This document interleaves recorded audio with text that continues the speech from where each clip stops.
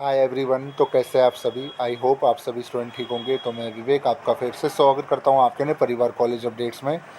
तो जैसा कि आप सभी को पता होगा, सोल फर्स्ट सेमेस्टर का जो रिज़ल्ट है वो आ चुका है और अभी तक सिर्फ 2 कोर्सेज़ के रिज़ल्ट ही डिक्लेयर किए गए हैं, जिसमें बीए प्रोग्राम और बीकॉम प्रोग्राम, जो कि सबसे बड़े कोर्सेज़ है, नंबर 1 और नंबर 2 के कोर्सेज़ माने जाते हैं। और अभी तक ना तो बीकॉम ऑनर्स, ना ही बी ऑनर्स पॉलिटिकल साइंस और ना ही बी ऑनर्स इंग्लिश, ना इकोनॉमिक्स ऑनर्स, अभी तक इन कोर्सेज़ का रिज़ल्ट नहीं आया। तो वो भी आ जाएगा, कुछ दिनों के अंदर रिज़ल्ट आ जाएगा। तो मोस्टली स्टूडेंट का सवाल रहता है कि रिज़ल्ट आने के बाद देखिए, जो स्टूडेंट पास हो गए हैं उन सभी को मेरी तरफ से कॉन्ग्रेचुलेसन्स। और कुछ ऐसे स्टूडेंट हैं जो कहीं ना कहीं कोशिश उन्होंने भी की, बट हो सकता है ना कि जब टाइम ख़राब चल रहा होता है और कुछ मिस्टेक्स जो भी है उसके कारण कहीं ना कहीं आप एग्ज़ाम में फ़ेल हो जाते हो। फ़ेल का तो ऐसा है कि किसी सब्जेक्ट में आपकी ईआर आ जाती है, क्योंकि अगर आप ग्रेजुएशन कर रहे हो, अगर आप कॉलेज में हो, तो यहाँ जो फ़ेल किया जाता है आपको, यहाँ कोई स्कूल जैसा रूल नहीं है। स्कूल में क्या होता है, स्कूल में होता ये है कि अगर आप एक सब्जेक्ट में फ़ेल हो जाते हो, अगर आप उसका कंपार्टमेंट देते हो और अगर आप कंपार्टमेंट में भी फ़ेल हो जाते हो, तो आपको पूरे ईयर के लिए फ़ेल कर दिया जाता है, मतलब आप उसी क्लास में रहते हो।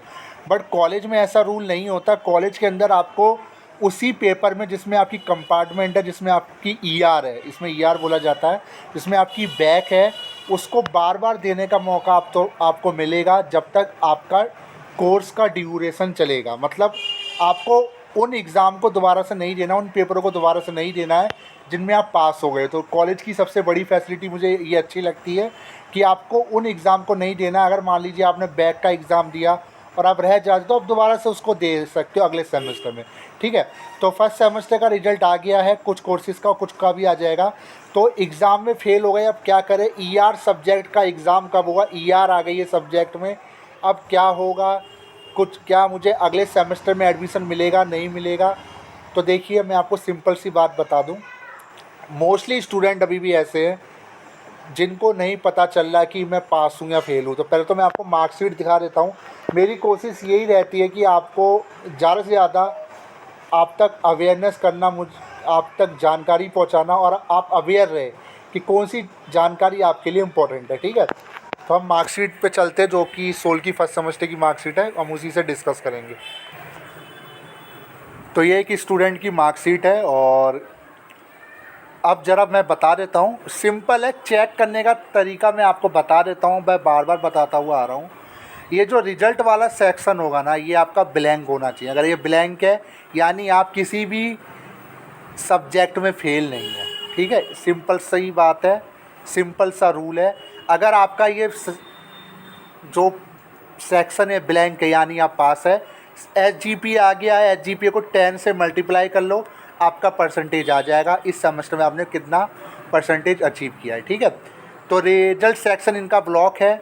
और इसके अलावा वो हमें कहीं भी इनके ग्रेड पॉइंट में और ना ही इनके क्रेडिट पॉइंट में हमें कोई ऐसा 0 या F नहीं शो कर रहा।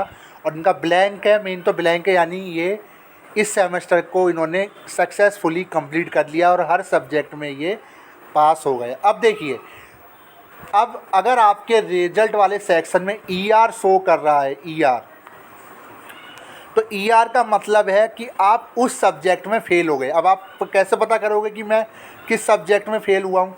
तो सिंपल मैं आपको बता रहा हूँ, अगर आपका ईआर आ रखा है तो ईआर के आगे आपको कुछ नंबर शो होते होंगे, तो वो नंबर आपकी सब्जेक्ट के कोड होते हैं। देख सकते हो, जैसे हर एक सब्जेक्ट का अपना कोड है, तो उस सब्जेक्ट के कोड से आप पता कर सकते हो कि मेरी किस सब्जेक्ट में ईआर आ रखी है। ठीक है, तो ईआर के भी 2 से 3 वजह होती है आने की। पहला, अगर आपने एग्ज़ाम नहीं दिया होगा तो भी ईआर आएगी। अगर आप एग्ज़ाम देकर आए हो और अगर आप फेल हो गए हो, एफ आ गया, तो ईआर आएगी। ठीक है, तो पास हो गए तो फिर तो ईआर आने का सवाल नहीं होता। तीसरी वजह क्या है? तीसरी वजह थोड़ी सी अलग है, जो कि कम रिजल्ट में देखने को मिलती है। तीसरी वजह ये है कि आप एग्ज़ाम देकर आए, बट एग्ज़ाम में आप अब्सेंट हो गए, पर आप एग्ज़ाम देकर आए हो, तो ऐसी कंडीशन में भी यहाँ ईआर आ जाएगा। तो अगर आप एग्ज़ाम देकर आए हो और उस सब्जेक्ट में में आपको RA शो कर रहा है, RA और एब्सेंट शो करेगा, ऐसी कंडीशन में F तभी शो करेगा जब आपका पेपर या आंसर शीट चेक हुई होगी, ठीक है। तो अगर RA शो कर रहा है और आप एग्ज़ाम देकर आए हो और यहाँ पे रिजल्ट में ER शो कर गया है, इसका मतलब ये टेक्निकल एरर हुआ है कुछ, इसके लिए आपको सोल विजिट करना होगा, वहाँ सोल जाकर ही आप इसको लेकर बात कीजिए और अपनी अटेंडेंस शीट सबमिट कीजिए, ठीक है। तो यहाँ हम उसको लेकर बात नहीं कर रहे, वो एक अलग मैटर है, ठीक है। अगर आप किसी भी सब्जेक्ट में अगर आप फेल हो तो उसकी जानकारी आपको इस सेक्शन वाले रिजल्ट वाले सेक्शन में आपको मिल जाएगी। अब देखिए ER आ गया है, हम फेल हो गए, अब क्या होगा। पहली चीज़, ER आपका या तो एक सब्जेक्ट में आया होगा या 2 सब्जेक्ट में आया होगा या 3 सब्जेक्ट में आया हो। तो कुछ कुछ ऐसे स्टूडेंट हैं जिनकी 6-6 सब्जेक्ट में ER आ रखी है, मतलब उनका ये कहना है कि सर हमारा एग्ज़ाम काफ़ी अच्छा गया था बट उसके बावजूद भी हमें फ़ेल कर दिया गया। अगर ऐसा किसी के साथ हुआ है, अगर आपको लगता है कि मैं एग्ज़ाम अच्छा देकर आया हूँ बट उसके बावजूद भी मुझे फ़ेल किया गया है, तो ऐसी कंडीशन में आप रीवैल्यूएशन करवा सकते हैं। तो रीवैल्यूएशन का जो प्रोसीजर है सिंपल है। सिंपल प्रोसीजर ये है कि 1,000 रुपये पर सब्जेक्ट की आपकी फ़ीस जाएगी, एक सब्जेक्ट की, यानी अगर 2 में तो 2,000, ठीक है। 1,000 पर सब्जेक्ट की फ़ीस जाएगी। ये फ़ीस आपको नॉर्थ कैंपस में जाके फॉर्म फिल करना होगा, वहीं फ़ीस आपकी जब सबमिट होगी। और रीवैल्यूएशन का जो रिजल्ट है, आपका जो पेपर है, उसको दोबारा से चेक किया जाएगा कि कहीं उनसे गलती नहीं हुई है। अगर उनको लगेगा कि हाँ आपके नंबरों में कोई गलती है, हाँ आप जितना लिख कर आए हो उससे ज़्यादा आपको मिलना चाहिए था, तो आपके नंबर बढ़ जाएंगे। अगर लगता है कि आपके कंटेंट में कोई दम नहीं है तो आपके नंबर नहीं बढ़ेंगे और आपके जो पैसे हैं वो वेस्ट हो जाएंगे, वो रिफ़ंड नहीं होंगे, ठीक है। यानी कि चांसेस हाँ भी है ना भी, आप पास भी हो सकते हो, नहीं भी पास हो सकते, क्योंकि ये रिस्क वाला काम है। जब तक आपको खुद पर कॉन्फिडेंट नहीं है तब तक आप रीवैल्यूएशन के लिए अप्लाई ना करें। तो दूसरा ऑप्शन ये है कि आप ER का जो सब्जेक्ट का एग्ज़ाम है जिसमें भी आप फेल हुए जिस सब्जेक्ट में, उसका आप री एग्ज़ाम दे सकते हो। तो एग्ज़ाम कब होगा उसकी जानकारी मैं आपको दे देता हूँ, सुनिए। आपका जो री एग्ज़ाम होगा ये फर्स्ट सेमेस्टर का, वो आपका दिसंबर में होगा। दोबारा बता रहा हूँ, जिनकी फर्स्ट सेमेस्टर में ER आ रखी है या जो भी किसी भी सब्जेक्ट में फ़ेल हो गए या फर्स्ट सेमेस्टर में फ़ेल हो गए, तो आप सभी का जो एग्ज़ाम है वो दिसंबर में कंडक्ट होगा, जिसके लिए फॉर्म निकाला जाएगा। फॉर्म आपका एडमिशन फॉर्म के साथ ही फिलअप किया जाएगा आपके सेकंड ईयर के साथ। वो मैं बता दूंगा फॉर्म कब आएगा। वैसे एक्सपेक्टेड जो मंथ रहेगा वो सितंबर से अक्टूबर के बीच रहेगा, मोस्टली आ जाता है। मैं आपको बता दूँ कैसे फिल करना है, ठीक है। फ़ीस क्या जाएगी, तो अगर आप रीवैल्यूएशन करवाते हो जिसमें आपको एग्ज़ाम नहीं देना पड़ेगा बट आप रिस्क पर दाव दोगे, आप चुनौती दोगे दिल्ली विश्वविद्यालय को कि मेरी जो सीट है वो गलत तरीके से चेक हुई है, तो उसमें जो फ़ीस जाएगी वो 1,000 जाएगी। टाइम जो लगेगा 3 महीने का लगेगा रिजल्ट आने में, उसमें आपका चेंज भी हो सकता है, नहीं भी चेंज हो सकता है, या तो नंबर बढ़ जाएंगे या घट जाएंगे। अगर आप री एग्ज़ाम देते हो तो यानी आपको दोबारा पेपर देने जाना होगा।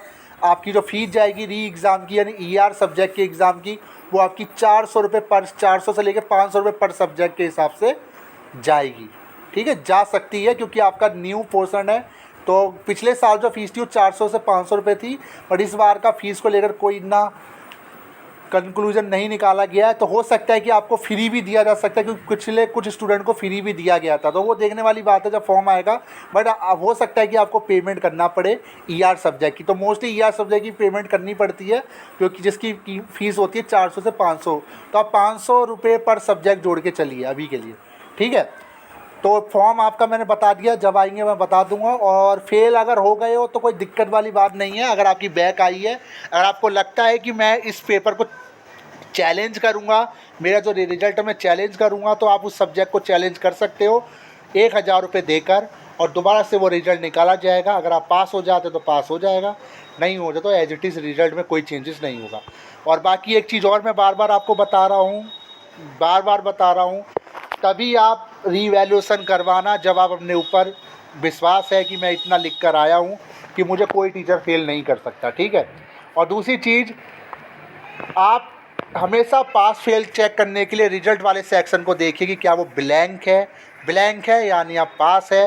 बाकी कई स्टूडेंट ये भी कहते हैं कि सर अगर मान लीजिए अगर इन सब्जेक्ट में अगर F आ रखा है जैसे प्रैक्टिकल वगैरह में, उसका क्या होगा। तो देखिए सिंपल सी बात है, हमें तो सेमेस्टर से मतलब होना चाहिए, हमारा सेमेस्टर क्लियर है। अगर मैं इंटरनल असेसमेंट में मैं फ़ेल हो गया हूँ बट मेरा सेमेस्टर क्लियर हो गया तो क्या दिक्कत। हाँ, इतना होगा कि आपकी जो मार्कशीट हो देखने में अच्छी नहीं लगेगी, क्योंकि आपको कहीं ना कहीं प्रैक्टिकल में आप फेल हो बट थ्योरी में आप पास हो, तो फाइनल रिजल्ट में भी आप पास हो। तो अब दोबारा इंटरनल असेसमेंट होगा या नहीं होगा इसकी जानकारी तो अभी कुछ है नहीं। फर्स्ट सेमेस्टर का इंटरनल असेसमेंट दोबारा कंडक्ट कराया जाएगा नहीं कराया जाएगा, बाकी तो मैं जो अपडेट दे रहा हूँ वही मैं आपको शेयर कर रहा हूँ कि ER सब्जेक्ट का एग्ज़ाम कब होगा, दिसंबर में होगा फर्स्ट सेमेस्टर का, जिनकी ER आ रखी है या जो फेल हो गए फर्स्ट सेमेस्टर में, आपका नेक्स्ट सेमेस्टर यानी थर्ड सेमेस्टर के साथ एग्ज़ाम होगा, जिसकी जानकारी हम दे देंगे, डेट शीट भी आएगी, सब कुछ हम बताएंगे। फ़िलहाल के लिए बस ये छोटी सी वीडियो उन सभी स्टूडेंट के लिए जिनका फर्स्ट सेमेस्टर में या तो जो फेल हो गए हैं टोटली या कुछ सब्जेक्ट में फेल हुए, ठीक है। तो वीडियो कैसी लगी, वीडियो को लाइक कर दे, चैनल को सब्सक्राइब कर दे। थैंक